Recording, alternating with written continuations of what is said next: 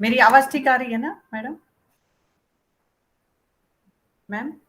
हाँ मैडम, आवाज क्लियर आ रही है? जी जी जी, हाँ जी हाँ जी। मेरी आ रही है ना उधर? जी आप। जी जी जी। आज विश्व आयुर्वेद परिषद की इस अनवरत व्याख्यान माला में मैं डॉक्टर विदुषी मैम आपका बहुत बहुत हार्दिक स्वागत करती हूँ, और डॉक्टर अनुभा आपका भी मैं बहुत बहुत हार्दिक स्वागत करती हूँ। आज सभी को चरक जयंती की भी बहुत सारी शुभकामनाएं।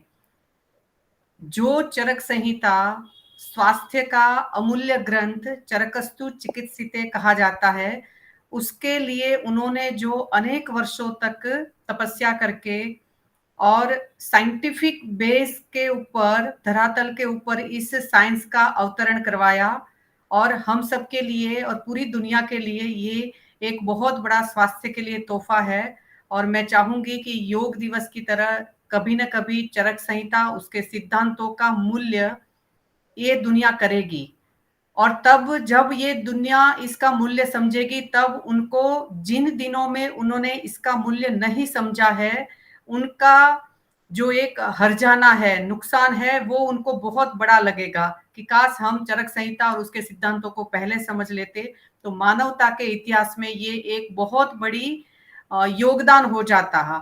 क्योंकि कई बार हम समाज में देखते हैं कि कोई भी नई वस्तु का आविष्कार करना और आविष्कार की गई वस्तु को दुनिया में सबके सामने प्रचलित करना, ये दो अलग अलग फेज हो जाते हैं। तो कहीं ना कहीं चरक संहिता का जो दूसरा फेज है वो अभी नहीं उसमें आया है प्रकाशन में। तो मैं चाहूंगी कि चरक जयंती की अनेक शुभकामनाओं के साथ आज हम आज का लेक्चर के लिए आगे बढ़ते हैं। इसमें सबसे पहले आचार्य चरक और आचार्य धन्वंतरी को नमन करते हुए, जैसे ओलंपिक गेम में मैं कहना चाहूंगी कि जिस तरीके से बहुत बढ़िया भारत का प्रदर्शन रहा, हम सब आयुर्वेद के स्कॉलर, हमारे सारे स्टूडेंट्स को भी मैं ये बताना चाह रही हूँ कि उसी तरीके से मेहनत और लगन से जब हम लगेंगे अपनी साइंस को पढ़ने के लिए, तो ये बहुत बढ़िया स्वर्णिम दिन होगा आयुर्वेद के लिए कि हम बहुत अच्छी पढ़ाई के साथ फिर समाज में स्वास्थ्य का काम करने के लिए जाए। और इसमें जैसे ध्यानचंद खेल रत्न पुरस्कार के रूप में अभी वो जाना जाएगा, जो खेल रत्न पुरस्कार है उसके बारे में मैं दो तीन चीज, वैसे आपको सबको पता है कि हॉकी के जादूगर के रूप में दुनिया इसको जानती है, क्योंकि दुनिया ने वो करिश्मा देखा है। तो उस करिश्मा कैसे बना? समर्पण से बना। और वो समर्पण किन परिस्थितियों में किया गया? संघर्ष की परिस्थितियों में किया गया। तो ऐसे एक दो उदाहरण मैं आपके सामने उनके जीवन के रखना चाहती हूँ। वैसे बहुत सारे लोग बहुत सारी बातें जानते हैं, मैंने भी कुछ इंटरनेट से उसमें से कुछ बातें जुड़ाई थी कि उस संघर्ष के लिए उन्होंने क्या क्या किया था, जिसमें मुझे बहुत बड़ी बात लगी थी कि जो बर्लिन का ओलंपिक में हिटलर उसको देखने आए थे, और उन्होंने जब उनको ऑफर किया था कि वहां तुम सिर्फ सूबेदार हो, यहाँ मैं तुम्हें बहुत बड़ी सैन्य की रैंक दूंगा, तब उन्होंने कहा था कि चंद सिक्कों के लिए मैं अपने देश भारत को नहीं छोड़ सकता। तो जिन गरीबी, संघर्ष और बहुत ज्यादा मेहनत के परिणाम स्वरूप जो उन्होंने ये पाया था, मगर वो देश के सामने चंद सिक्कों को उन्होंने देश को बहुत ज्यादा तोला। और ये एक बहुत अच्छा गीत है कि देश हमें देता है सब कुछ, हम भी कुछ देना सीखे। तो ये बहुत अच्छी बात है कि हमें देश को देना चाहिए, नहीं कि देश हमें कुछ दे। तो ये एक बहुत बड़ी बात है कि हमें उनके जीवन से सीखने को मिलती है। और एक हॉलैंड के सामने जो एक मैच था, इसमें ध्यानचंद जी को देखने के लिए पूरे देशवासी आए थे। 103 बुखार था, उनसे चला भी नहीं जा रहा था, मगर जैसे ही वहां मैच की शुरुआत होती है और उन्होंने हॉलैंड की टीम के साथ भारत का रिप्रेजेंटेशन शुरू किया, और भारत 3-0 से जीत गया। यानी ये भी बहुत बड़ी बात है कि आप देखिए खिलाड़ी का समर्पण, की बुखार है, कुछ है, वो वहां तत्पर रहता है अपना समर्पण के साथ उस हॉकी को सब कुछ देने के लिए। जिस बर्लिन वाला है जो इंसिडेंस, उसमें भी थर्ड क्लास की टिकट लेके वो लोग जर्नी करके गए थे, पूरी भारतीय हॉकी टीम, और वहां भूखे पेट पहुंचे थे क्योंकि रास्ते में खाने के लिए उनके पास कुछ भी नहीं था।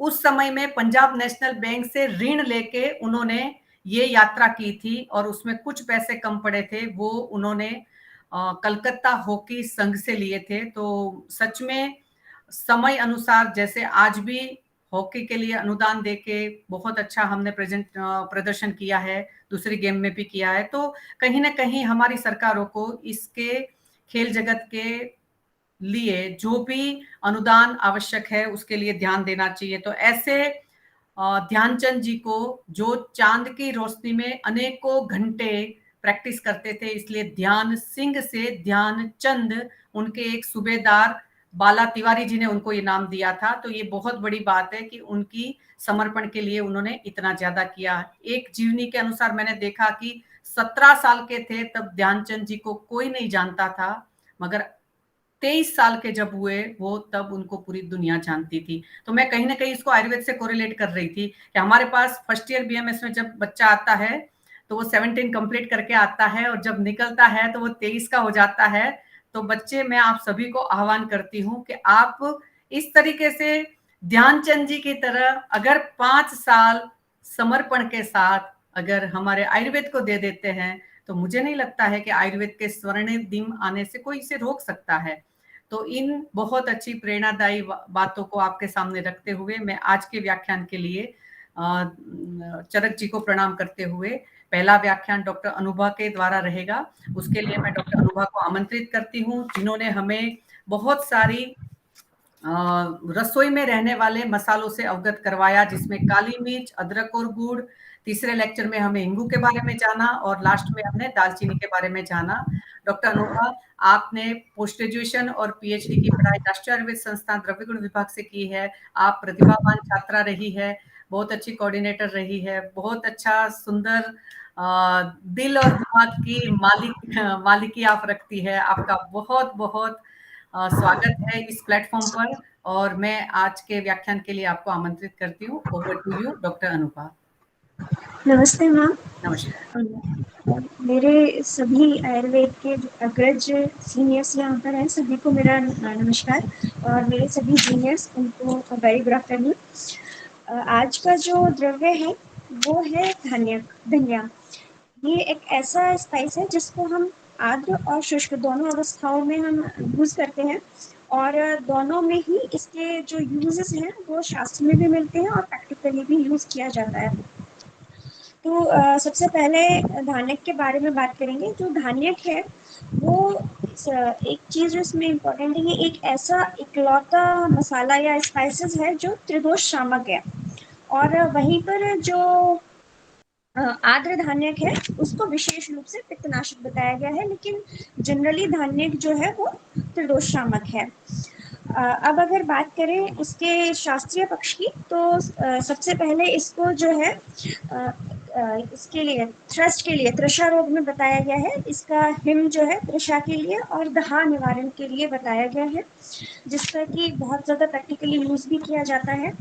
दूसरा, इसका जो मेन यूज़ होता है धान्यक का, वो इसमें आम पाचन के लिए इसका यूज़ किया जाता है, जहाँ पर कि पित्त प्रकृति है, और पित्त प्रकृति में क्योंकि आम अगर पित्त प्रकृति वाले इंसान में अगर आम की स्थिति होती है, तो वहाँ पर जो दीपन द्रव्य हैं उनको देना थोड़ा सा कठिन हो जाता है, वहाँ पे थोड़े से कॉम्प्लिकेशंस हमें मिलते हैं। लेकिन जो धान्यक है वो इस स्थिति में बहुत अच्छा रोल प्ले करता है। इसी तरीके से गाउट के लिए धान्यक और शुंठी इनको मिक्स करके दिया जाता है, तो वहाँ पे भी बहुत अच्छा आम पाचन का कार्य करता है। ये तो इंटरनल यूज़ मेन है इसके। एक्सटर्नल यूज़ में अगर हम देखें तो जो इसकी फ्रेश लीव्स हैं, फ्रेश लीव्स को अगर हम पाउंड करके उसका जूस निकाल के यूज़ करते हैं, उसका कवल करने से जो मुखपाक है, स्टोमेटाइटिस है, उसमें बहुत अच्छा रिलीफ मिलता है। दूसरा, अगर हेडेक है किसी को, तो इसकी लीव्स का पेस्ट भी अप्लाई किया जा सकता है, और साथ में जो फ्रेश ये धान्य मतलब जो अपना ड्राई कोरिएंडर है, ड्राई कोरिएंडर का पेस्ट भी बना के उसमें यूज़ किया जा सकता है। दूसरा, गर्भणी छर्दी में या फिर जो नॉर्मल वैसे भी वॉमिटिंग होती है, उसमें धान्यक हिम जो है या धान्यक पानक जो है वो बहुत अच्छा रोल प्ले करता है। तीसरा, इसकी जो फ्रेश लीव्स है, इसका एक बहुत अच्छा अभी रिसेंट डर्मेट में इसका बहुत अच्छा एक रोल यूज आ रहा है, वो आ रहा है मास्क एक्ने। अभी जो मास्क एक्ने की प्रॉब्लम्स चल रही हैं, उसमें सबसे अच्छा रोल जो है वो इसके पेस्ट का आ रहा है। धान्यक की लीव्स के पेस्ट का लोकल एप्लीकेशन जो है मास्क एक्ने के लिए बहुत अच्छा रोल प्ले कर रहा है। दूसरी चीज जो मैं यहाँ पे मेंशन करना चाहूंगी कि अभी जन्माष्टमी आने वाली है, और जन्माष्टमी में एक विशेष रूप से धान्य की पंजीरी बनाई जाती है, क्योंकि ये वाला जो मौसम है, ये वैसे आयुर्वेद की दृष्टि से भी देखें तो त्रिदोष प्रकोपक है, और अगर मॉडर्न के पर्सपेक्टिव से देखना चाहें तो इसमें ये इन्फेक्शियस डिजीजेस जो हैं वो बहुत ज़्यादा मिलती हैं। तो धान्यक जो है मॉडर्न फाइटोकेमिस्ट्री के अकॉर्डिंग अगर देखा जाए तो anti bacterial, anti viral, anti प्रोटोजुअल और एंटी फंगल, मतलब जितना भी माइक्रोबियल अपना वर्ल्ड है उसमें ये सभी को ऑलमोस्ट ये कवर करता है। तो इसी वजह से इस मौसम में धान्यक पंजीरी का जो सेवन हमारे धार्मिक उससे बताया गया है, वो स्वास्थ्य के लिए बहुत लाभप्रद है। दूसरा, इसके अंदर अगर हम बात करें तो एसिटाइल कोलिन, जो इसके सीड्स हैं उसके अंदर एसिटाइल कोलिन मिलता है। एसिटाइल कोलिन और कोलिन दोनों मिलते हैं, जो आपके नर्वस सिस्टम को स्टिमुलेट करता है, इसीलिए शास्त्रों में धान्यक को मेध्य कहा गया है। दूसरा, कोरिएंड्रिन इसके अंदर मिलता है। जो कोरिएंड्रिन है वो बहुत ही अच्छा एंटीवायरल है। और अगर हम बात करें इसके एडल्ट्रेशन की, तो एडल्ट्रेशन पक्ष में क्या है कि जो फ्रेश लीव्स हैं उसमें तो एडल्ट्रेशन मतलब लीव्स वगैरह का ही मिल सकता है, उसमें कोई ज़्यादा नहीं है।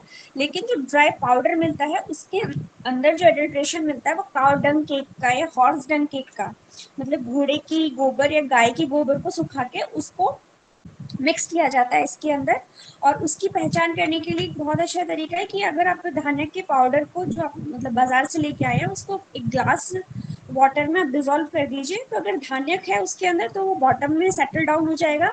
और अगर उसके अंदर काउडंग केक या हॉर्स डंग केक की एडल्ट्रेशन है तो वो ऊपर पानी में फ्लोट करता रहेगा। ये इसके अंदर एक ये एडल्ट्रेंट मिलता है, बाकी धान्य जो है वो सेफ है। So this was a short intro about the drug. Thank you so much. बहुत बहुत धन्यवाद डॉक्टर अनुभा, आपने हमारा ज्ञानवर्धन किया और मैं समझती हूँ कि सभी स्टूडेंट्स इस ज्ञान का उपयोग अपने पेशेंट्स के ऊपर सक्सेसफुली करने में कहीं न कहीं उनको हेल्प मिलेगी। आज के व्याख्यान के मुख्य वक्ता की तरफ हम जाते हैं, जिसमें दूसरा व्याख्यान प्रोफेसर विदुषी मैम त्यागी जी का रहेगा। आप Ayush university Shri Krishna government Ayurvedic college में प्रोफेसर पद पे कार्यरत है। आपके पास 19 वर्ष से ज्यादा का टीचिंग एक्सपीरियंस है। आपने बहुत ज्यादा नेशनल और इंटरनेशनल सेमिनार्स में पार्टिसिपेट किया है, जिनमें से आपके 14 से ज्यादा रिसर्च आर्टिकल भी आपने उसमें लिखे हुए हैं। पीयर रिव्यूज जर्नल्स में आपके आर्टिकल छपे हुए हैं।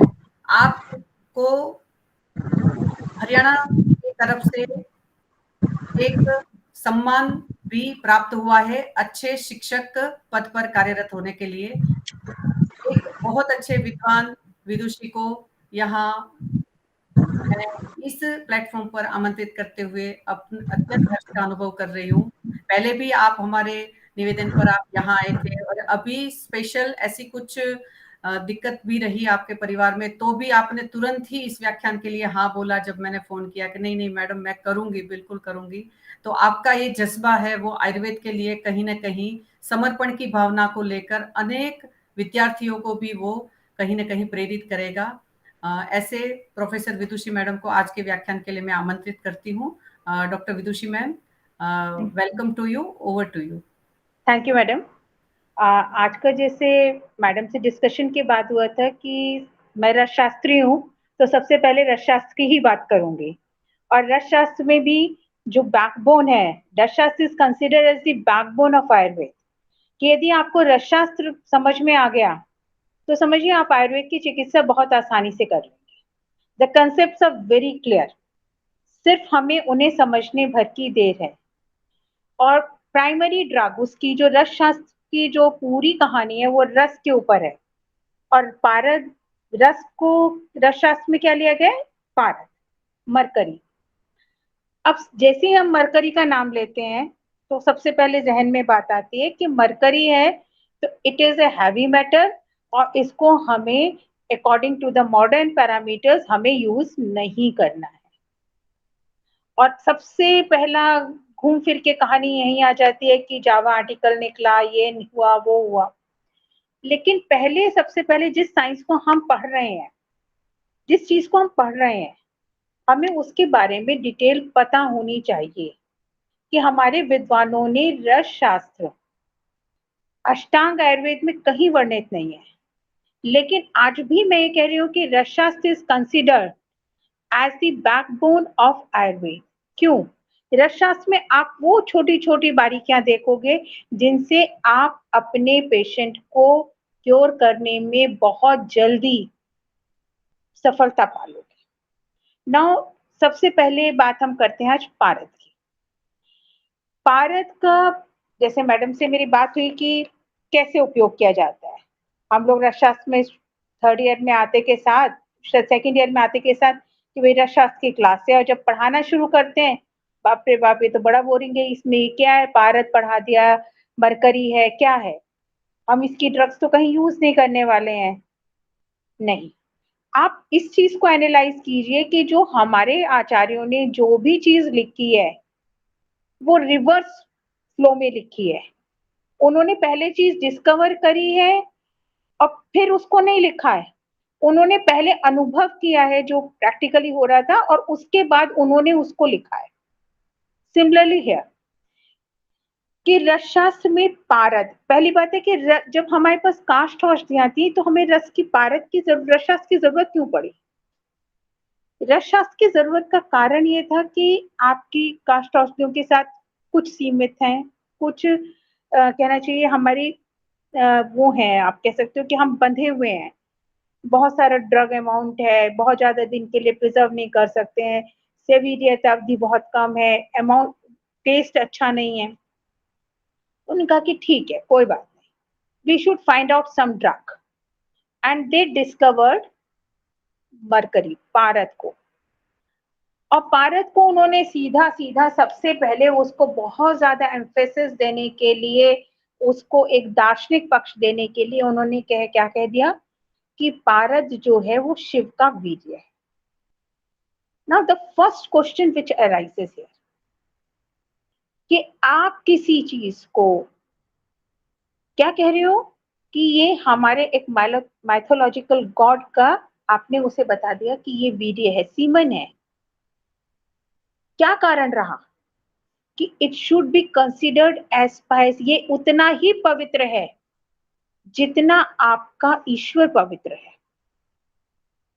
पहले आप इस चीज को थोड़ा सा दार्शनिक पक्ष, फिलोसफिकल पॉइंट ऑफ व्यू से हम समझिए कि ये चीज उतनी ही पवित्र है जितने आपके ईश्वर पवित्र है। मतलब आपको इसमें उतना ही विश्वास रखना चाहिए जितना आप अपने इष्ट में रखते हैं, अपने ईश्वर में रखते हैं। नंबर 1।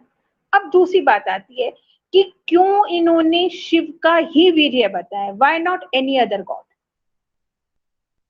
क्वेश्चन हो सकता है ना कि हमने शिव का ही क्यों कहा, अब क्यों नहीं और किसी का कह दिया?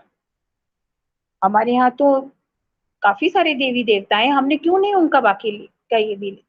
यदि हम अपने माइथोलॉजिकल बैकग्राउंड्स में जाते हैं तो हम क्या देखते हैं कि शिव जो है उनका ना आदि है ना अंत है, बाकी सबके आदि और अंत हैं। आप विष्णु का देख लीजिए, शुरुआत भी है अंत भी है, बहुत सारे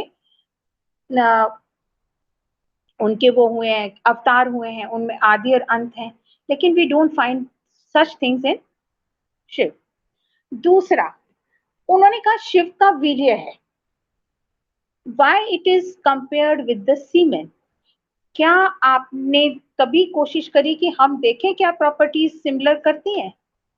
number 1, mercury is liquid at room temperature, semen is again liquid, it is सबसे ज्यादा यदि एनर्जी है हमारी जो शरीर की सप्त धातुएं हैं उनमें सबसे ज्यादा यदि एनर्जी है तो हम क्या कहते हैं, शुक्र धातु में। The same thing you will find here कि mercury is having a very high potential energy as well as very high kinetic energy.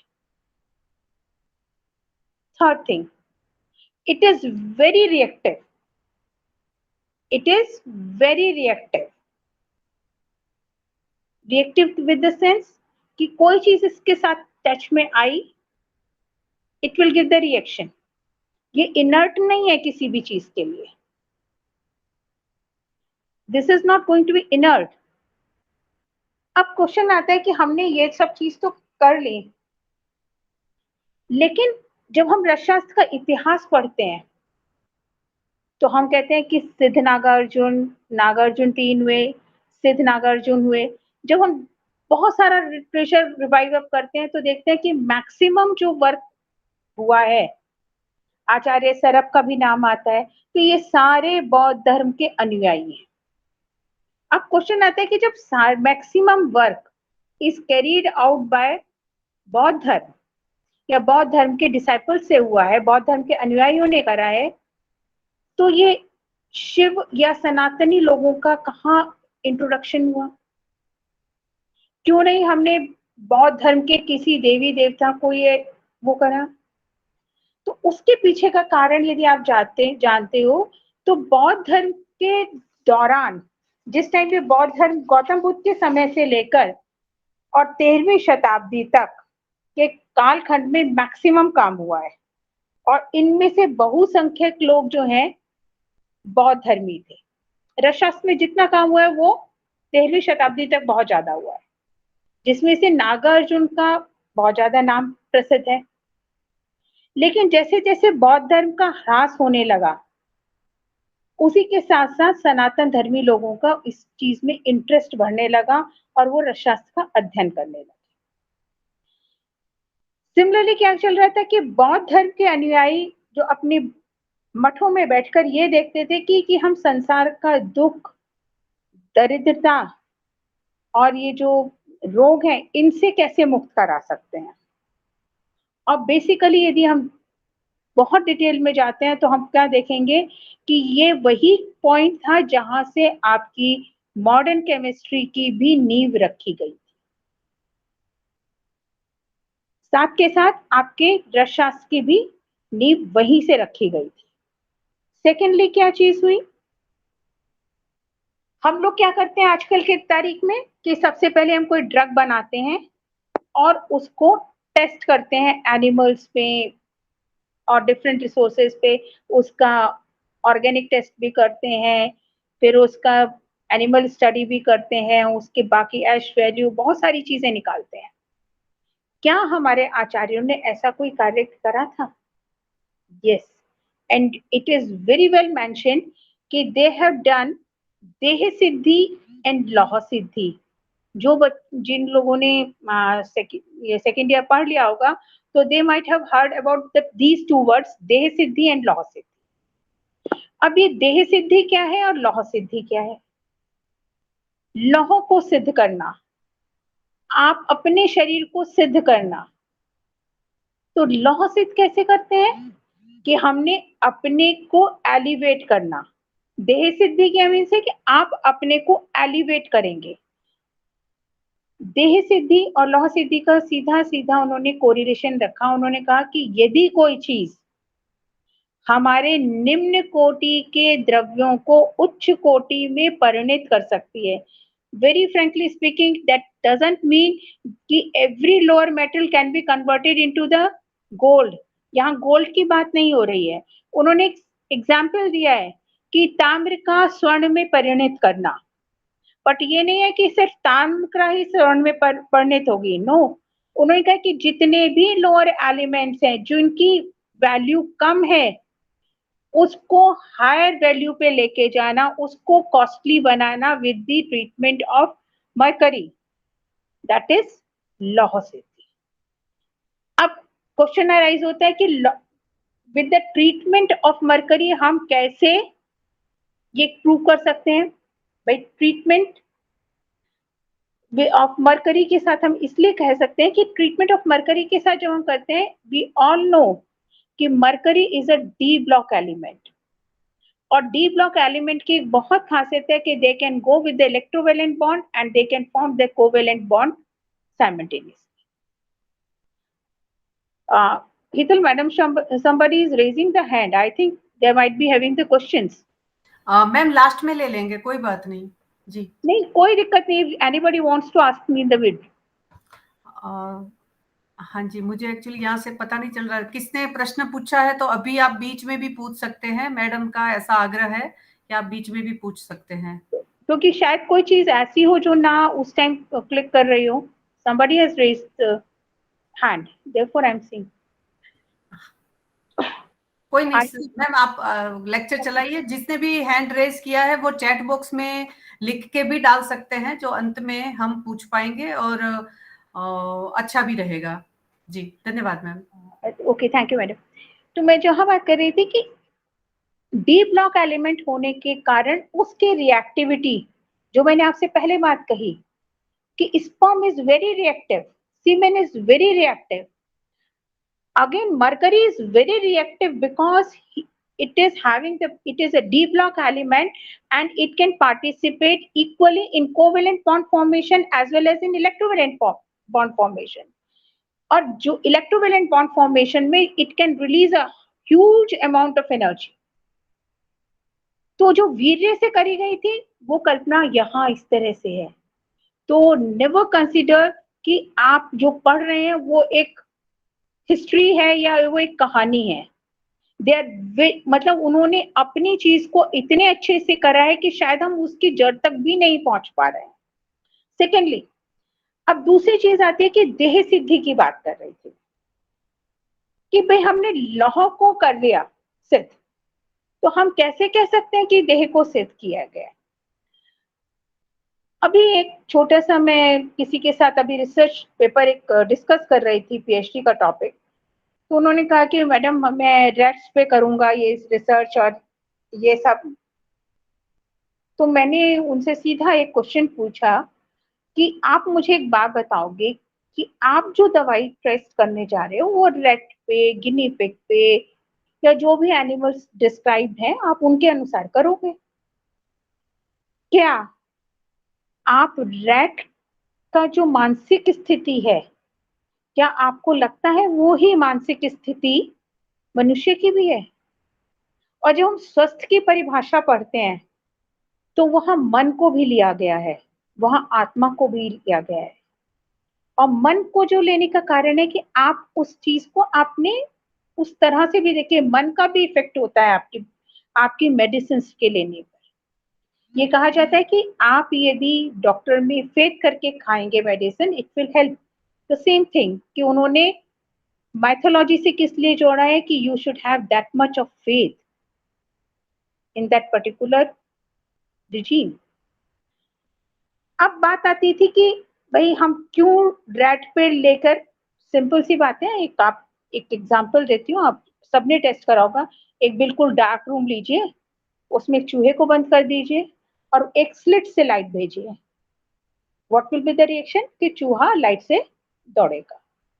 उसकी जगह एक छोटे से बच्चे को लीजिए और डार्क रूम में बंद करिए और एक अगेन उसी स्लिट से लाइट भेजिए, वो बच्चा लाइट की तरफ दौड़ेगा.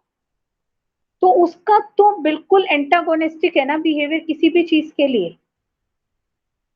We are not talking about the modern medicine. Modern medicine का तो सीधा सीधा फंडामेंटल है. They have certain chemical compositions, वो चाहे आपके एनिमल्स हो उसमें भी वही यूज होने हैं, चाहे ह्यूमन बीइंग हो उसमें भी यूज होने हैं, XYZ वो कहीं भी यूज होने हैं. उनके डोजेस डिफरेंट होती चली जाएंगी but their composition is not going to be changed. लेकिन आयुर्वेद में ऐसा नहीं होता है. आयुर्वेद में it changes according to the prakriti, bhed, काल, मन की स्थिति, दोष दूष्य समूर्छना के हिसाब से बहुत सारी चीजों को वो एक साथ लेके चलते. खैर उसके बाद में कभी फिर बात करेंगे. लेकिन अब बात आती है कि अब उन्होंने कैसे आपको बताया है कि पारद है क्या, पारद को इतनी इंपॉर्टेंस दी क्यों गई है. तो number 1, It is having very high potential energy, very high kinetic energy, very reactive, can easily form bonds with either with the covalent or electrovalent. दूसरी चीज, अब लोगों ने क्या कहना शुरू करा कि भाई रसशास्त्र का जो विकास हुआ है वो इसलिए हुआ है कि हमें तो छोटी हल्की धातुओं से सोना बनाने की विधि, लेकिन रसशास्त्र का प्रयोजन लौह वेद नहीं है, रसशास्त्र का प्रयोजन देह वेद है। उन्होंने कहा कि हम अपनी बॉडी को अपग्रेड करें, हम अपने पिंड को मतलब स्थिरता प्रदान करें, पिंड स्थैर्य का काम करें। कि भाई हमें पिंड क्यों स्थैर्य करना है? The ultimate goal of the life is to get मोक्ष। हर व्यक्ति की लास्ट की इच्छा क्या हो जाती है कि हमें मोक्ष की प्राप्ति होनी चाहिए। मोक्ष की प्राप्ति करने के लिए चाहे आप कोई भी कर्म करें, ये जरूरी नहीं है कि मोक्ष की प्राप्ति आप पूजा सुबह से उठे और घंटा बजाना शुरू कर दिया पूजा पाठ से, नो। मोक्ष की प्राप्ति आप जो कर्म कर रहे हैं, जो आपका कर्म है, उस कर्म के अनुसार आप उसमें 100% देते जाइए। आप बेशक मंदिर मत जाइए, बेशक पूजा मत करिए, I can say with the full guarantee कि आपको मोक्ष जरूर प्राप्त होगा। आप अपना कर्म करते रहिए। तो अब आप अपना कर्म कैसे करेंगे? हम लोग कहना चाहिए त्रिदोष हम लोगों में सब हैं। कभी वात प्रकोपित हो गया, कभी पित्त प्रकोपित हो गया, कभी तम गुण की अधिकता हो गई, कभी रज गुण की अधिकता हो गई। उसकी वजह से हमारी बॉडी में विभिन्न प्रकार की व्याधियां उत्पन्न होती हैं। उन व्याधियों के शमन के लिए हमें यदि बल्क अमाउंट में मेडिसिन खानी पड़े तो दैट इज नॉट गुड। वो छोटे अमाउंट में किसकी हेल्प से बनी? मरकरी की हेल्प से या पारद की हेल्प से। अब नेक्स्ट क्वेश्चन होता है कि मैडम सारी ड्रग्स में पारद नहीं पड़ता। अभ्रक भस्म भी रस औषधि कहलाती है, लेकिन अभ्रक में तो पारद नहीं पड़ता। जितनी भी भस्म यदि हम पारद की सहायता से बनाते हैं तो they are considered to be the best. अब रीजन, मैथोलॉजिकल भी reason I will give you कि उन्होंने किस तरह से एलोबरेट किया हुआ है। रस प्रदीपिका में इट इज वेल एलोबरेटेड कि आप किस चीज को किस तरह से देखते हैं। उन्होंने रस प्रदीपिका में साफ लिखा हुआ है कि बुद्ध समय से कुछ समय पूर्व शैव मत का प्रचलन था। शैव मत क्या है? शिव जी का मत, शिव का मत। और उसका एक ही ध्येय था, पिंड को स्थिर करना। पिंड मतलब देह को स्थिर करना। देह को स्थिर करने से क्या फायदा था कि चिरकाल तक आप उससे योगाभ्यास कर कर आप तत्व ज्ञान की प्राप्ति कर सकते हैं। और जो उन्होंने अपनी जो कहते हैं ना कि अपनी ऑब्जर्वेशन से पता करा कि उसमें the best element is mercury. अब मरकरी को एज इट इज यूज नहीं करते हैं ना। कई बार क्वेश्चन उठता है कि मैडम हम बाजार से 99.9% प्योर मरकरी लेकर आए हैं, हम इससे डायरेक्ट संस्कार कर लेते हैं। बेटे, शोधन is entirely different than what you call purification. Purification does not mean शोधन in रस शास्त्र। जैसे हम क्षीर पाक कल्पना करते हैं, उसमें कषाय रस को कम करते हैं, तो एक तरह से हम उसका शोधन कर रहे हैं, किसी गुण को एनहांस कर रहे हैं। जो हमारी बॉडी के लिए रिक्वायर्ड गुण है उसको एनहांस करना, बाकी को सप्रेस करना या बाकी को एलिमिनेट आउट करना। अब पारद के जो अष्टादश संस्कार हैं उनके लिए गंधक, अभ्रक, वैक्रांत, माक्षिक आदि द्रव्यों का प्रयोग करते हैं हम ऐसे साधारण द्रव्य। नाउ द नेक्स्ट थिंग कि मरकरी को इतना ज्यादा क्यों तवज्जो दी गई? मरकरी में ही क्यों कह दिया गया कि नहीं सर, मरकरी से ज्यादा कुछ नहीं? रस प्रदीपिका में स्पष्ट है कि शुद्ध, अशुद्ध और बद्ध पारद।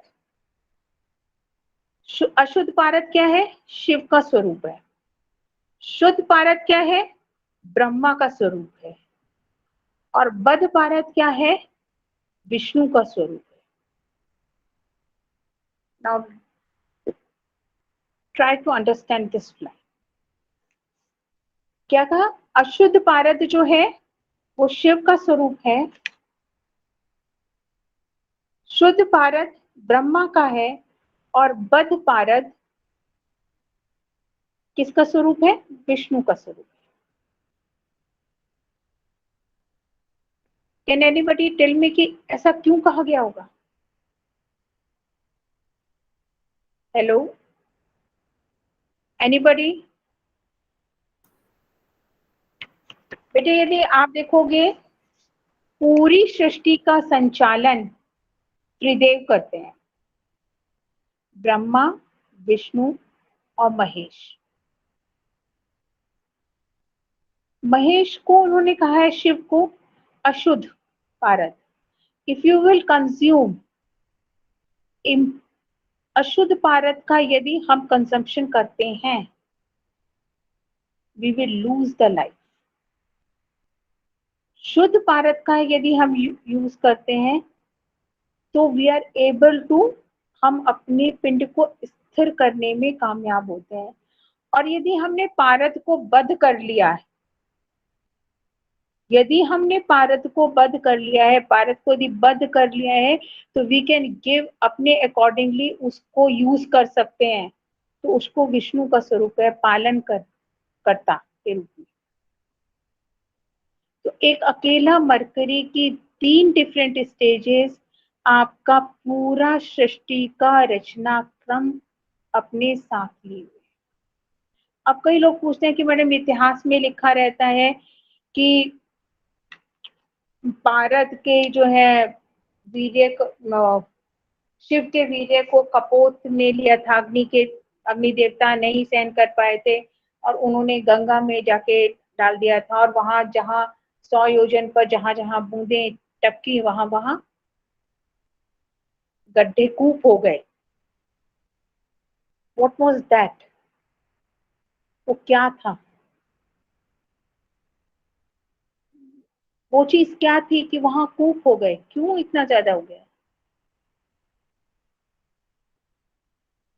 दैट वाज द ट्रांजिशन, कि आपने इलेक्ट्रॉन्स को एक जगह से दूसरी जगह शिफ्ट किया। They release a very high amount of energy and they, उसका रिजल्टेंट मिला आपको।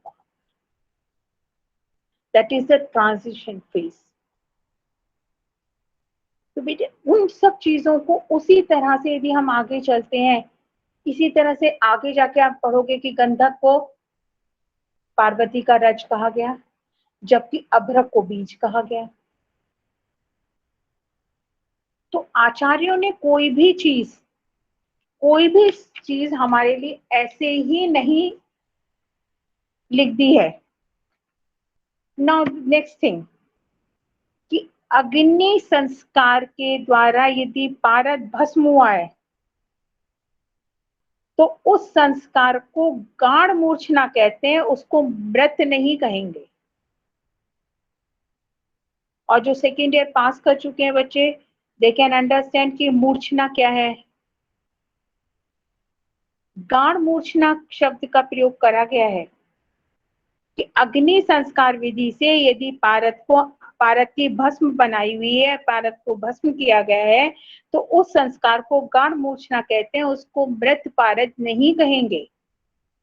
क्योंकि पारद की कभी मृत्यु नहीं होती है। Very clearly, atom can never die, element can never die. It is just like the DNA, कि डीएनए कभी खत्म नहीं होता। DNA always exist there. उसी तरह से उन्होंने कहा है कि भारत की आप यदि निंदा करते हैं तो भी आपको अनेक प्रकार के, जिसे कहते हैं आयुर्वेद उसमें तो ये कहा जाता है कि दोष लगते हैं।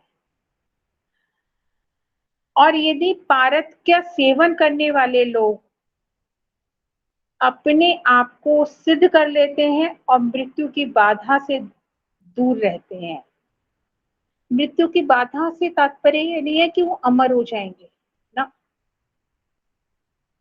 The processing will be delayed out. यदि किसी व्यक्ति ने मनुष्य रूप में जन्म लिया है, तो मनुष्य या कोई भी लिविंग फॉर्म में जन्म लिया है, तो ultimately one day it has to go, but only with the help of the mercury we can increase the span of that time. अब आता है कि भारत का ये जो इतना सारा जावा में आर्टिकल्स और ये सब है, क्यों है? ये सिर्फ इसलिए है कि हम ऊपरी तौर से काम करते हैं। जो हमारे आचार्यों ने भस्म की परीक्षा बताई है, वो भस्म परीक्षा करके देखो। आप अभी बाजार से भस्म लाओ और उसकी जो परीक्षाएं बताई गई है रत्न समुच्चय में, एक बार वो पांचों परीक्षा करके देखो। आधी से ज्यादा जो बाजार में आपको भस्म मिलेंगी वो वारितर है ही नहीं। यदि आपने 10 ग्राम भस्म खरीदी है तो पता चलता है कि 5 से 6 ग्राम तो आपकी डिजोल्व करो पानी में, कोई नहीं तैरती है, 5 से 6 ग्राम तो नीचे मिलती है। जो ऊपर तैरती है केवल वही आपकी सही भस्म होती है। And many of the Ayurvedic practitioners they are using this methodology. वो पेशेंट से यदि भस्म बाहर से लाता भी है तो पहले उसको पानी में तैरा के उसको पार्ट को लेते हैं और उसको कह देते हैं कि भैया ये बेकार है, इसको चाहे तुम दोबारा बना लो। दूसरी बात, जितने प्रोसीजर्स हैं, हम बात करते हैं आजकल स्टैंडर्ड ऑब्जर्वेटिव प्रोसीजर्स, स्टैंडर्ड्स की बात करते हैं। जो हमारे आचार्यों ने जो प्रोसीजर्स दे रखे हैं और जो उनके ऑब्जर्वेशन पैटर्न्स दे रखे हैं, जिस दिन हमें वो चीजें हम उसी तरीके से करेंगे तो definitely we are going to get the desired results.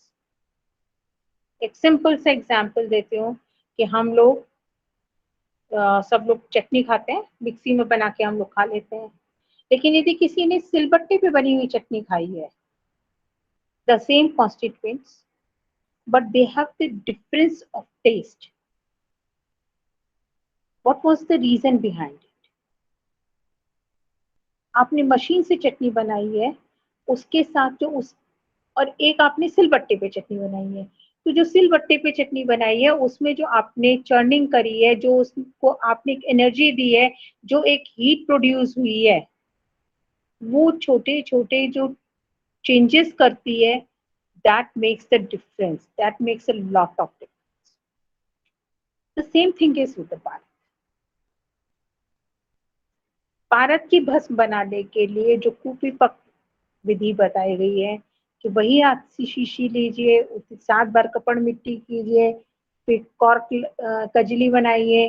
Kajli आपको अर्ध समान भाग की गंधक से बनानी है, दुगने से बनानी है, चौगने से बनानी है, अकॉर्डिंग। अब एक क्वेश्चन मेरे पास में जब क्लास में भी पढ़ाती हूँ, मैं पूछती हूँ, and the same thing I am want to discuss with you, कि जब हम शोधन पढ़ते हैं द्रव्यों का, बहुत सारे शोधन मेथड्स डिस्क्राइब होते हैं और हम अपनी सुविधा के अनुसार उनमें से एक द्रव्य का शोधन उठा लेते हैं एंड वी सेड कि हमने तो मैडम इस हिसाब से शोध किया था and we are not getting the desired results. एक सिंपल सा एग्जांपल है, गुगुल का शोधन हम 90% केसेस में त्रिफला से करते हैं और जब हम उसकी टैबलेट्स बना लेते हैं तो हम पेशेंट को कहते हैं कि भैया चबा के खाना। पर कभी हमने अपने टेक्स्ट को पढ़ने की कोशिश करी है कि यदि हमें किस चीज के लिए दे वर सो क्लियर कि आप इस ड्रग का कहाँ यूज करने जा रहे हो, उसके हिसाब से आपको इस ड्रग का कहाँ किस चीज से शोधन करना होगा। फॉर एग्जाम्पल, यदि आप गूगल का प्रयोग लेखन कर्म के लिए करने जा रहे हो तो डेफिनेटली आपको उसका शोधन ज्यादा अच्छे रिजल्ट्स, उसका शोधन गोमूत्र से करना पड़ेगा, जो आपको एक बहुत अच्छे रिजल्ट्स देगा। It will decrease your disintegration time, it will help in लेखन कर्म ऑल्सो। वहां उन्होंने कहीं नहीं मेंशन करा है कि आप त्रिफला से कर लीजिए, वहां उन्होंने कहीं नहीं मेंशन करा है कि आप गोदुग्ध से कर लीजिए, लेकिन आप उसी जगह पे किसी वातज व्याधि के लिए जा रहे हो जहां स्निग्ध गुण की भी जरूरत है, go with the godugdha, it will give you better results. Problem क्या है कि हमने बाजार से त्रिफला, गूगल या वॉट एवर गूगल खरीदी, हमें नहीं पता कि उन्होंने शोधन किस द्रव्य के हिसाब से किया है, किस द्रव्य में किया है। The same thing is here. आप पारद की हेल्प से कौन सी दवाई किस चीज के लिए बनाने जा रहे हो, उसके हिसाब से आपको शोधन का द्रव्य चूज करना पड़ेगा, उसी के हिसाब से आपको उसके बाकी कंटेंट्स के शोधन के द्रव्य भी चूज करने पड़ेंगे। इसीलिए मेरा जो आज वो था कि हम जो चीज पढ़ रहे हैं कि हम बात थी कि पारद का एनालिटिकल एंड फिलोसफिकल, मरकरी को क्यों चूज किया गया। I think it is very clear कि मरकरी, पारद को ही हमने पूरी धातुओं में से एक पारद को, इतनी पीरियोडिक टेबल में इतने सारे एलिमेंट्स हैं, एक मरकरी को ही क्यों चूज किया। I think it is very clear. पारद को शिव का वीर्य क्यों कहा गया, इट इज वेरी क्लियर। पारद, ये कहते हैं ना कि पारद को जो नागार्जुन जी लाए थे, सब बुक्स में मिलता है कि अब मैं जो हूँ आपको रस से मैं सिद्ध करिष्यामि, कि रस से सिद्धि करिष्यामि, कि मैं सिद्ध कर दूंगा, आपका दरिद्रता भी दूर कर दूंगा, आपके रोग भी दूर कर दूंगा। मीन्स कि मैंने पूरे जो आपकी मटेरियलिस्टिक लाइफ है उसको मैं कंट्रोल कर लूंगा। Who is the controlling power, the ultimate god, त्रिदेव के अंडर कंट्रोल में है। वो कैसे है कि अशुद्ध शिव को माना गया है, शुद्ध ब्रह्मा को माना गया है, और यदि पारद को बद्ध अवस्था तक आप ट्रीट करने की स्थिति में आ जाते हैं तो that is considered to be the Vishnu. उसी तरह से कहा गया है कि पारद कभी मृत नहीं होता, मृत लौह हो जाएंगे, आपकी लौह धातुएं मृत हो सकती हैं, लेकिन पारद को मृत नहीं कहा गया है। उन्होंने कहा है कि पारद जो है वो आप एक तरह से समझ सकते हो कि पारद is just like the DNA, कि वो नहीं खत्म होता। आप उसको क्या कहा, उसको उन्होंने गाढ़ मूर्छना का, अग्नि के संस्कार से जो आपने करा है उसको गाढ़ मूर्छना का नाम दिया। आई थिंक मैडम की, सॉरी मैडम, हेतल मैडम, मैं इसी के साथ कंक्लूड करना चाहूंगी। जी मैम, कोई बात नहीं। तो ऐसा वो है। हाँ जी। हाँ, स्टूडेंट्स में से किसी को कोई प्रश्न पूछना हो, बीच में किसी ने हैंड रेस भी किया था, तो आप पूछ सकते हैं।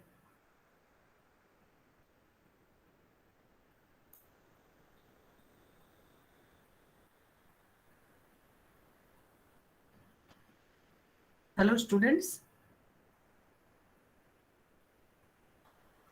शायद हो सकता है मैडम गलती से ही उसमें हैंड रेस कई बार कुछ क्लिक हो जाता है, ऐसा हुआ हो। हाँ जी, हाँ जी। बिकॉज आई कैन अंडरस्टैंड कि it is a little bit boring subject Raksha. नहीं, बोरिंग बिल्कुल नहीं है। मैं तो अपने सारे स्टूडेंट्स को ऐसे कहती हूँ कि बहुत ज्यादा लेक्चर्स का जब हम लगातार श्रवण करते हैं तो हमारी बुद्धि में निर्मलता आती है और हम बहुत सारे सब्जेक्ट्स को अच्छी तरह समझ सकते हैं। तो इसलिए मुझे लगता है कि कोविड के, वैसे तो अच्छा नहीं है, मगर कोविड के कारण हमें अनेक विद्वानों का साथ, यूट्यूब पे भी बहुत सारे अच्छे अच्छे लेक्चर्स मिल जाते हैं और हम अपने समय के अनुसार भी कर सकते हैं। आज भी बहुत सारे जगह चरक जयंती की धूम हो रही है, सब मना रहे हैं, एक दूसरे को शुभकामना दे रहे हैं, इसलिए थोड़ा सा इसमें शुरुआत में थोड़ा सा ऐसा रहा ऐसे, बाकी अच्छा रहा मैडम, बहुत ही अच्छा आपने इसमें हमें ज्ञानवर्धन किया। मैं वैद्य भुवनेश जी को आमंत्रित करना चाहूंगी कि वो चरक जयंती के अवसर पर मौलिक सिद्धांत विभाग से हमारे सारे स्टूडेंट्स को कुछ चरक की कुछ बातों को अंकित करते हुए आशीर्वचन दे। वैद्य भुवनेश जी शर्मा।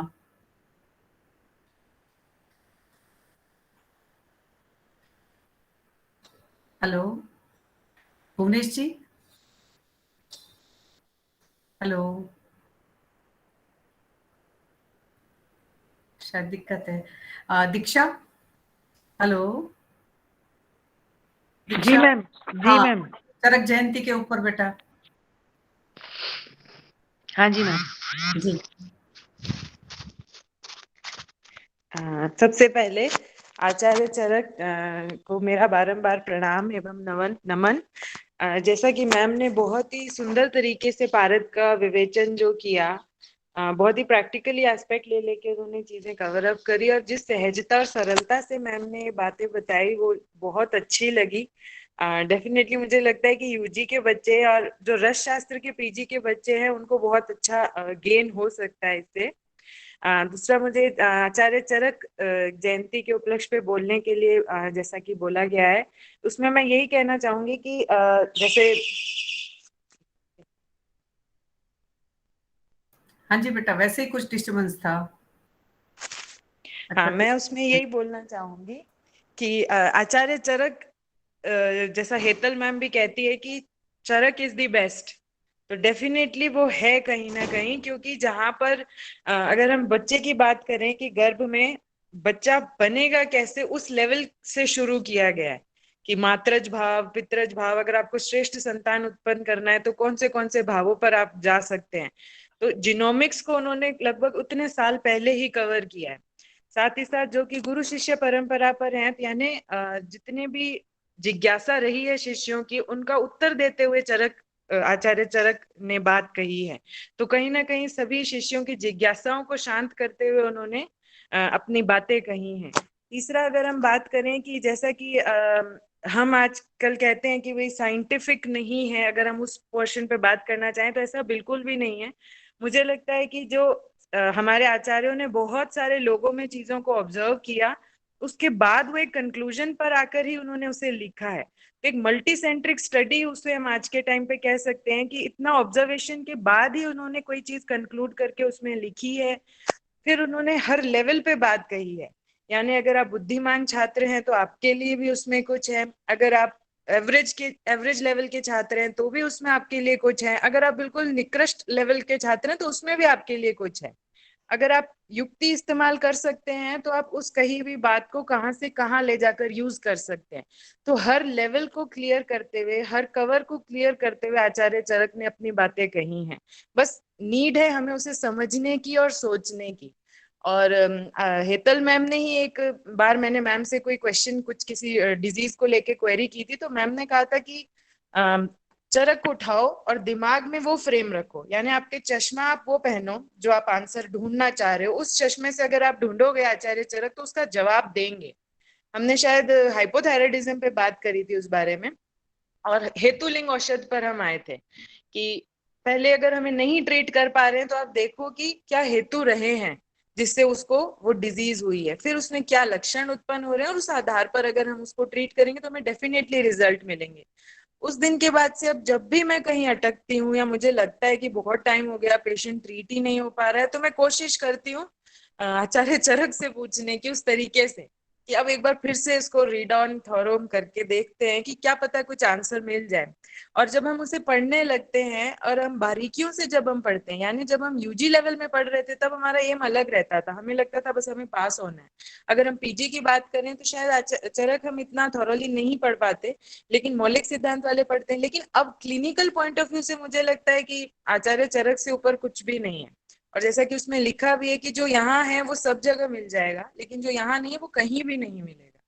तो बिल्कुल डेफिनेटली ये सही बात है। और जैसा कि हमें हेतल मैम आप भी बोलते हैं चरक इज द बेस्ट, और डेफिनेटली वो क्लिनिकल पॉइंट ऑफ व्यू से भी मुझे लगता है कि बहुत आंसर, अगर आप शिद्दत से उसे ढूंढेंगे आंसर्स को, तो हमें मिलते हैं आंसर्स। तो इतना ही मैं कहना चाहूंगी आचार्य चरक जयंती पे। धन्यवाद मैम। बहुत बहुत धन्यवाद डॉक्टर दीक्षा। मैं डॉक्टर राकेश जी को निवेदन करूंगी कि आप भी चरक जयंती के अवसर पर चरक जी को श्रद्धांजलि देते हुए हमारे स्टूडेंट्स के लिए कुछ प्रेरणादायी वचन कहेंगे तो सर हमें अच्छा लगेगा। Doctor Rakesh sir. Thank you madam, नमस्कार। जी नमस्कार जी, नमस्कार। प्रोफेसर विदुषी मैडम को भी मेरा नमस्कार यहाँ से। नमस्कार सर। एवं प्यारे बच्चों एवं सभी गणमान्य नागरिकों का सर्वप्रथम चरक दिवस की बहुत बहुत शुभकामनाएं। ईश्वर हमारे लिए चरक एक ईश्वर के प्रति रूप है, जैसे भगवान धन्वंतरी, उसी प्रकार से उनका भी योगदान आयुर्वेद शास्त्र को कहीं न कहीं आगे बढ़ाने में सहायक हुआ। और उसके साथ निश्चित रूप से हम ये कह सकते हैं कि आज के समय में जो आयुर्वेद चिकित्सा पद्धति है उसका एक सर्वांगीण हुआ था। साथ ही आज के अतिथि वक्ता को मैं धन्यवाद देना चाहूंगा अपने इस परिवार की तरफ से। उनका एक बहुत ही अच्छा व्याख्यान रहा, जो एग्जैक्ट मोड में जो हिस्ट्री ऑफ रसशास्त्र की हम बात करते, इतिहास की बात करें, भारत के अवतरण से लेके लेहवाद धातुवाद के बारे में मैडम ने कितना अच्छे से साइंटिफिक प्रेजेंटेशन दिया। उससे निश्चित रूप से आज जो हमारे विद्यार्थी जुड़े हुए या शिक्षकगण जुड़े हुए हैं उनको इसका फायदा होगा और निश्चित रूप से लाभान्वित होगा। पुनः ऑर्गेनाइजर्स को, हेतल मैडम को, सभी को पुनः धन्यवाद मुझे आमंत्रण करने का। नमस्कार मैडम।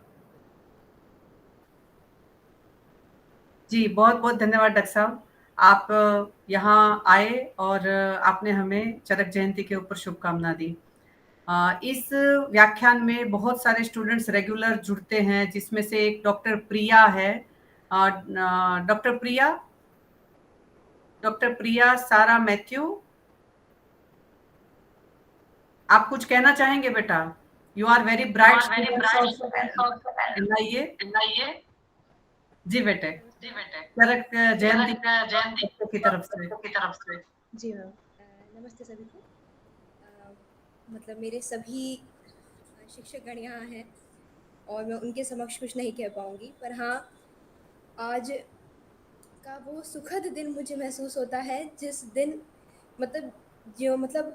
जिन्होंने मुझे सब कुछ सिखाया वो आचार्य चरक मेरे लिए हैं। भले मैं यूजी सेकेंड ईयर में हूँ, लेकिन अष्टांग हृदय से प्रारंभ करने के पश्चात जो चरक संहिता का पूर्वार्ध पढ़ने में जो आनंद महसूस हुआ है, वो मतलब ये वर्ड्स नहीं है, पर एक ये मेरी वोकैबुलरी भी नहीं है, लेकिन हाँ, जो मैंने जो आनंद महसूस किया, जो फर्स्ट चैप्टर में जो संभाषा मुझे लगी वो, और विमान स्थान का प्रथम अध्याय, मतलब ये कुछ ऐसे अध्याय मुझे लगे जिन्होंने आयुर्वेद का वो अमृत मुझे दे दिया जो मुझे लगता है कि वो मुझे अपनी मृत्यु पर्यंत तक याद रहेगा।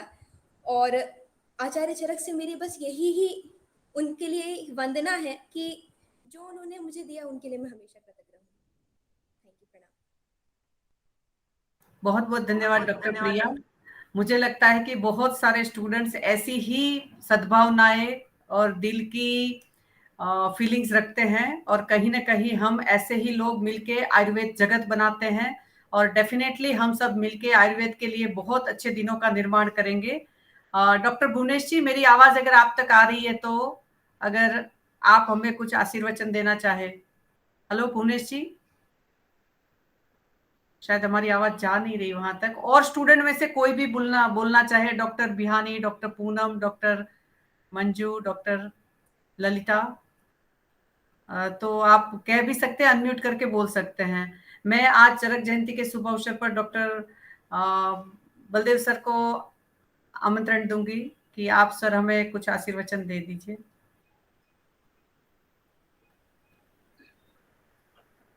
हेलो हेलो,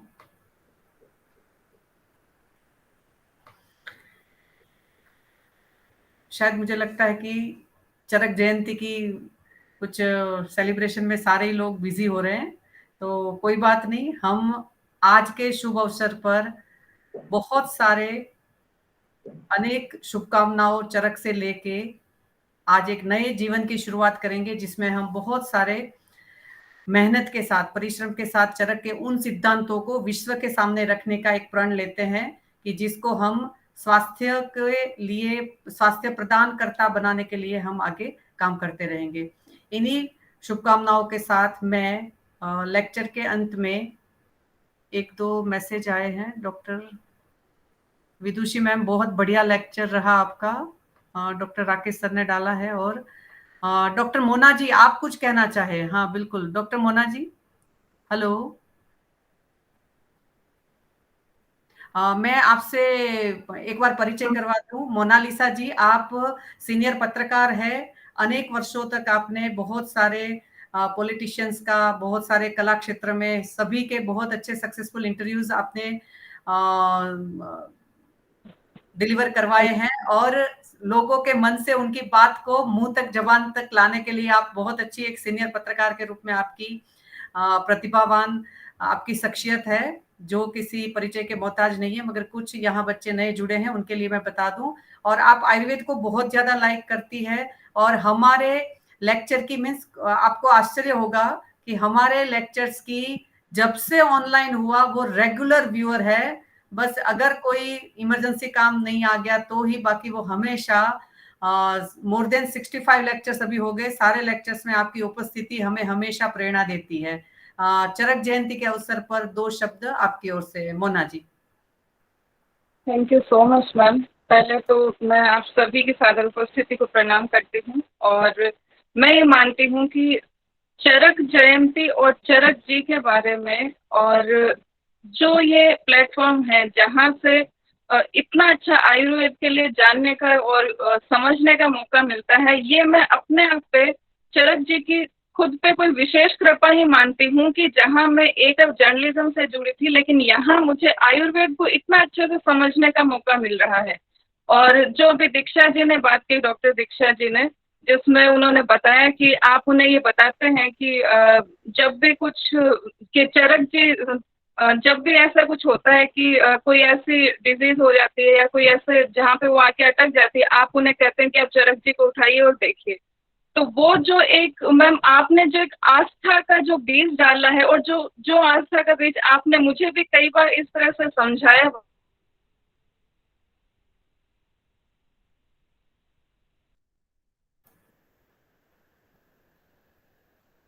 हेलो दीक्षा, उधर आवाज आ रही है? यहाँ आवाज आनी बंद हो गई।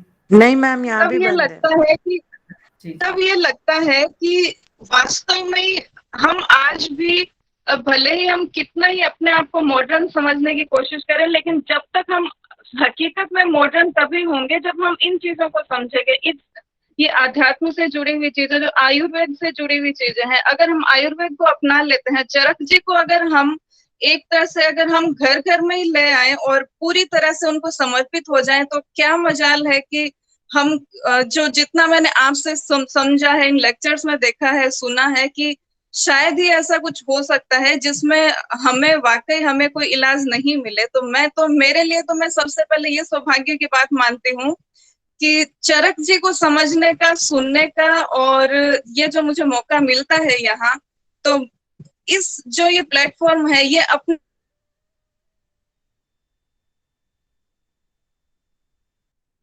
जिस तरह से पूरा मजबूती के साथ समझ पाती हूँ कि वाकई जीवन क्या है, तो जीवन क्या है समझने के लिए चरक जी को सुन ले, समझ ले, और आपसे ये जो ज्ञान मिलता है इसको समझ ले, सुन ले, तो हम अपने आप का जीवन बहुत सफल समझते हैं। तो मैं ये मेरे ऊपर विशेष कृपा ही मान रही हूँ कि मुझे इस व्याख्यानमाला में जुड़ने का मौका मिलता है।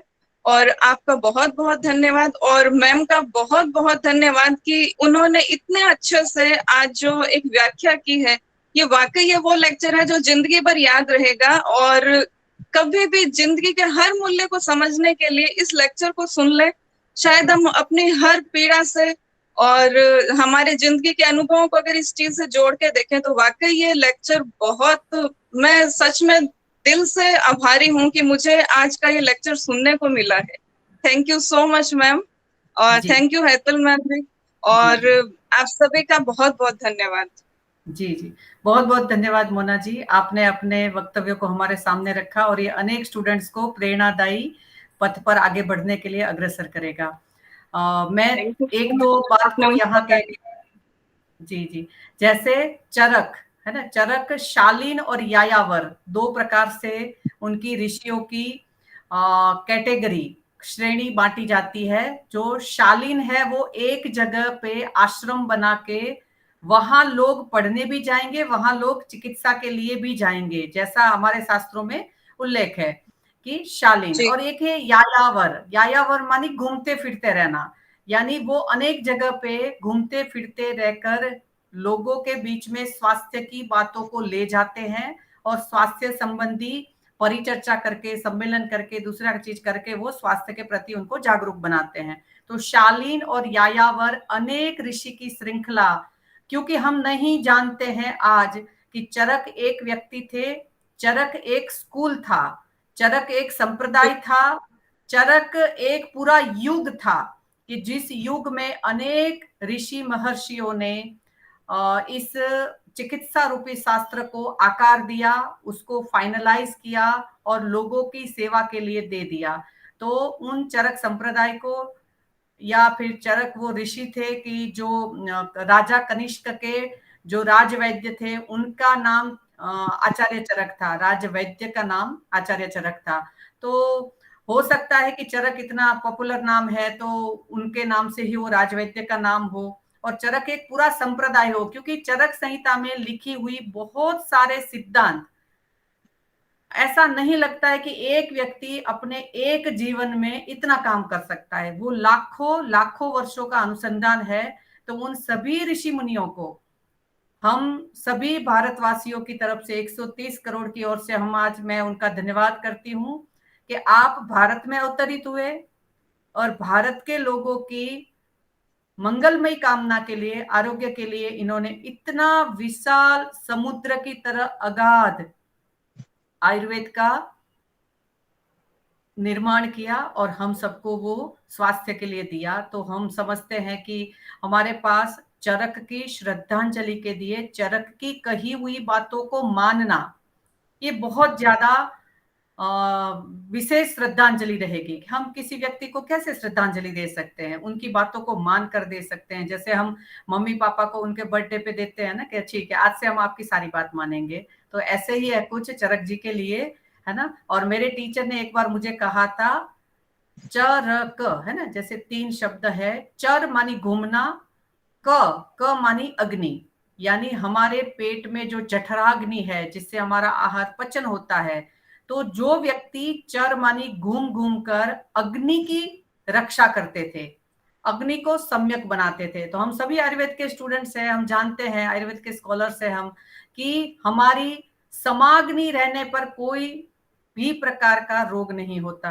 है ना। जो इसमें तीक्ष्णाग्नि हो गई, मंदाग्नि हो गई, तो विष्टब्धा जीर्ण, विदग्धा जीर्ण, रस शेषा जीर्ण, है ना। अलग अलग प्रकार से हम समझते हैं कि आम अपक्व अन्न रस का निर्माण होता है, और अपक्व अन्न रस शरीर में जब पूरे में घूमता है तो वो कहीं ना कहीं अनेक रोगों को उत्पन्न कर सकता है। तो इस तरीके से यहाँ चर मानी घूम घूम कर, क मानी अग्नि की चिकित्सा करने वाले उन महान संप्रदाय को मैं श्रद्धांजलि देती हूँ, उनके जन्म की अनेक शुभकामना देती हूँ, और हम उनके कहे हुए पथ पर हमेशा संघर्षरत रहेंगे और आगे बढ़ेंगे।